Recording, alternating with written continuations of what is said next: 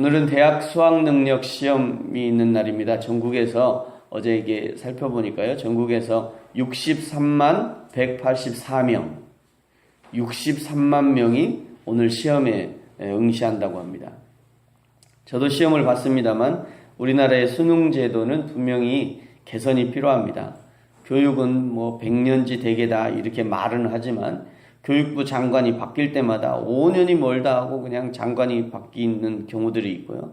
이 나라의 교육제도이기 때문에 반드시 이런 부분은 또 수정이 되어야 된다고 생각합니다.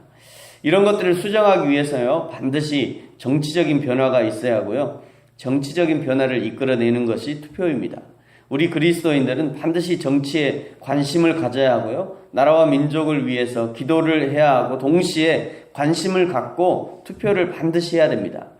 요즘 일본의 아베 정권이 그냥 마음껏 엇나가고 있지 않습니까? 그냥 일본을 뒤집어 놓는 이유가 무엇이냐면 그동안 정치에 아무런 관심이 없었던 일본 사람들 때문인 것이죠. 자기들이 그렇게 한 겁니다. 사실은 우리나라보다 훨씬 낮아요. 일본의 투표율이요. 그 사람들이 아베를 만든 거예요. 백성들이 정치에 관심이 없으니까 관심 있는 우익들이 자리를 차지하고요. 자리 좋아하는 정치인들이 백성들의 그 생명을 가지고 정치놀이를 하고 있는 것입니다. 나라와 민족을 위해서 기도하는 사람은 반드시 정치에 관심을 갖고 기회가 있을 때마다 참여하는 것이 마땅한 일입니다.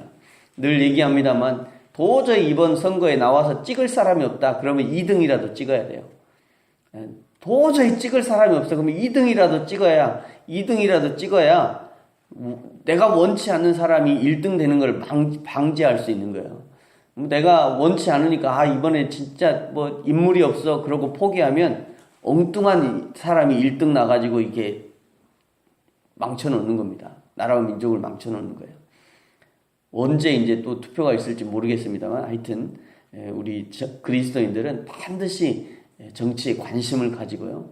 이렇게 해야 되고 오늘 이제 수능 보는 학생들 미래를 위해서도 사실은 그렇게 해야 되는 거죠. 네. 오늘 호세아 8장은요. 4장부터 시작되었던 이스라엘 민족의 영적 타락을 지적하는 마지막 장이라고 할 수 있습니다.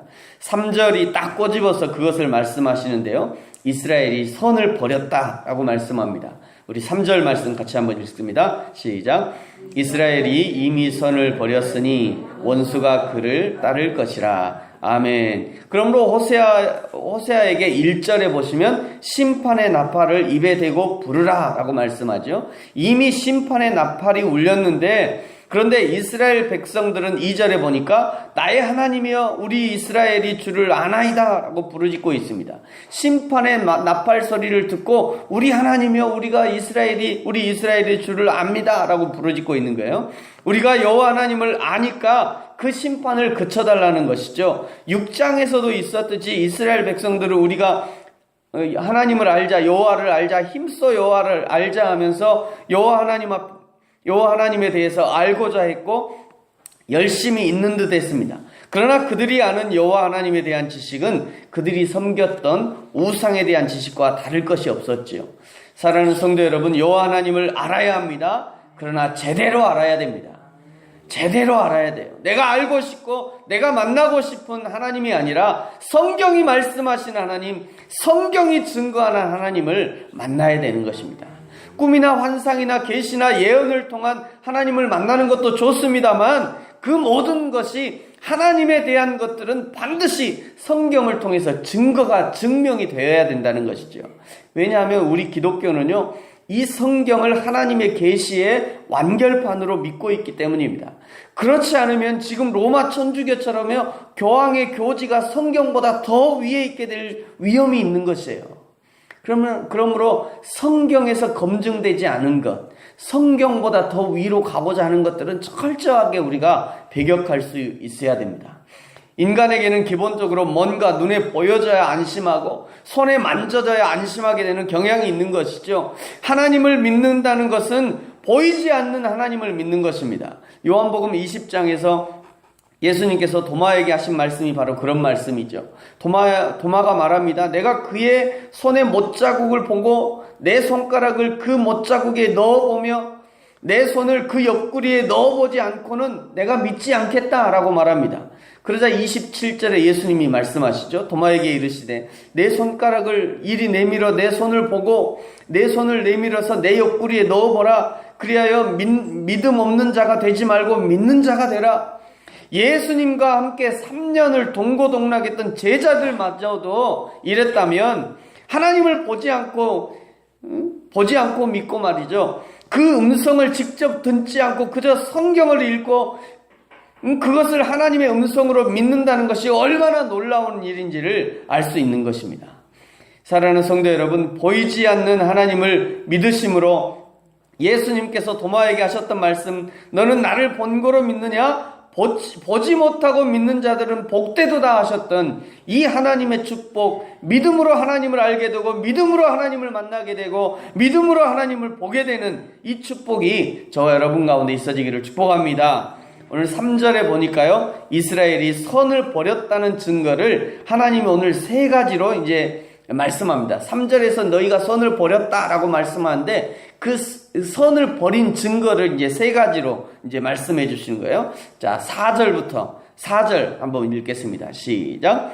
그들이 왕들을 세웠으나 내게서 난 것이 아니며 그들이 지도자를 세웠으나 내가 모르는 바이며 그들이 또 자기를 위하여 우상을 만들었나니 결국은 파괴되고 말리라. 아멘. 첫 번째 증거는 우상 숭배입니다. 5절에 보시면 그 우상의 형상이 무엇이냐면 송아지 형상이었다라고 지적하고요. 6절에 보시면 그것은 결국 산상조각이 날 것이다 말씀합니다. 인간이 만드는 우상은 반드시 깨어지고 산상조각이 나게 되어 있습니다. 그것이 돈이든지 권력이든지 지위든지 두 주인을 섬기는 것이 우상 숭배이고 그것이 바로 악인 것이죠. 그것은 반드시 깨어지게 되어 있습니다. 두 번째로 이스라엘이 선을 버렸다는 증거는 외세와의 동맹입니다. 7절에 보시면요, 바람을 심고 광풍을 거두는 꼴이 될 것이라고 말씀합니다. 그 이삭은 열매를 맺지 못하고 혹시 맺어도 이방 사람이 삼킬 것이다 라고 말씀합니다. 8절, 이스라엘이 동맹을 맺은 그들은 즐겨 쓰지 않은 그릇과 같다. 토기장이의 마음에 들지 않는 그릇은 깨뜨려 버리는 것이죠. 하나님은 그렇게 하겠다는 것입니다. 9절, 아수르로 갔고 에브라임은 값을 주고 사랑하는 자를 얻지만 돈이 떨어지면 밖에 버려져 밟히게 되는 것입니다. 여호와 하나님을 버리고 외세와의 동맹으로 안정감을 얻으려 하는 것이 얼마나 무익한지를 보여주는 것입니다. 세 번째, 이스라엘이 선을 버린 증거로 세 번째는요, 예배의 타락입니다. 11절, 우리 11절을 같이 한번 읽습니다. 시작. 에브라임은 죄를 위하여 제단을 많이 만들더니 그 제단이 그에게 범죄해야 하는 것이 되었도다. 아멘. 제단을 많이 만들었지만 그 제단이 범죄하는 것이 되었다라고 하나님이 평가하시는 것입니다. 많은 예배가 우리의 거룩을 책임져 주지는 않습니다. 여러분, 이 지구상에 대한민국처럼 예배가 많은 나라가 어디 있습니까? 새벽부터 시작해서요, 수요 예배, 새벽 예배, 수요 예배, 금요일 날 또 모여서 기도하지요. 또 뭐 평일날도 낮에도 기도하죠. 모여서 예배하죠. 주일날도 예배하죠. 주일날만 해도 1부, 2부, 3부, 4부 쭉 있잖아요. 대한민국만큼 이렇게 예배를 많이 하는 나라가 세계에 없어요. 전 세계에. 우리나라의 한일, 전주에는 한일 장신대 주승정 목사님, 우리나라의 예배학의 아주 대가라고 하시는데요. 이 주승정 목사님이 지적하시는 게 있습니다. 대한민국의 가장 큰 문제는 예배가 너무 많다는 것이다. 예배학자가 그렇게 얘기해요. 예배가 너무 많다. 예배가 너무 많으니까 목사님들의 설교의 질이 떨어지고. 왜? 고민할 게 없잖아요. 고민할 시간이 없어요. 한 번의 메시지를 가지고 고민할 시간이 별로 없어. 그러니 예배의 질이 떨어져요. 고민할 수가 없고 예배의 질이 떨어지는 거죠. 예배의 질이 떨어지면 성도들의 질이 떨어지는 겁니다. 그거는 뭐 어쩔 수가 없습니다. 이 대한민국에 이렇게 많이 예배를 드리지만 그것이 우리를 거룩하게 하지 않는다는 거죠. 12절에 보니까요, 하나님이 분명 하나님의 율법을 기록해 주셨지만 그러나 그것을 이상한 것으로 여긴다라고 얘기합니다. 분명 성경이 있음에도 불구하고 성경대로 믿고 성경대로 선포하면 그것을 고리타분하게 생각하는 거예요. 성경의 권위를 뛰어넘는 특별한 계시를 더 좋아하는 것입니다. 하나님이 히브리어 헬라어 그거 어려우니까 히브리어 헬라어가 얼마나 어려운지 몰라요. 하나님이 히브리어 헬라어 어려워서 한국어로 번역해서요 알기 쉽게 해주셨건만 알기 쉽게 번역해준 성경은 수준 낮은 것으로 생각해요. 한국어로만 설교를 하면요 수준 낮은 목사님으로 생각해요. 히브리어 헬라어 한두 개씩 막 섞어주고 예배 시간에 막 영어 단어 막 몇 개 섞어줘야 야, 저 목사님은 그냥 젠틀하신 목사님이네. 이런 자들에 대한 하나님의 심판이 13절 하반절에 기록되어 있습니다. 그들은 애굽으로 다시 갈 것이다. 다시 포로로 잡혀갈 것을 예언하시는 것입니다. 하나님보다 우상을 더 섬기는 자들은 우상에게 발목을 잡혀서 결국 우상의 포로가 될 것입니다.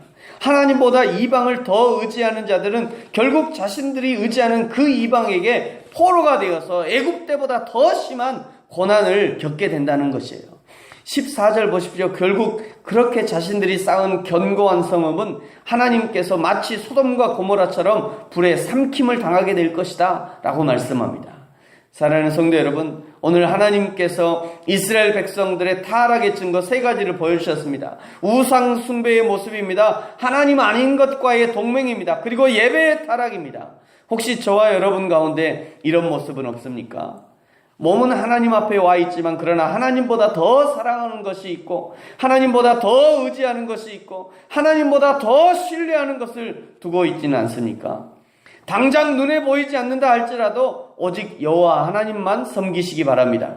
당장 손에 만져지지 않는다 할지라도 오직 여호와 하나님 한 분만 섬기십시오. 느낌으로 느껴지지 않는다 할지라도 오직 여호와 하나님 한 분만 의지하시기 바랍니다. 그것이 저와 여러분의 신앙과 생명을 지켜주는 가장 안전한 길이 될 것입니다. 오늘 이 하루가 다시 한번 여호와 하나님만 섬기기로 작정하고 다짐하는 시간이 되어지기를 예수님의 이름으로 축복합니다. 기도하겠습니다.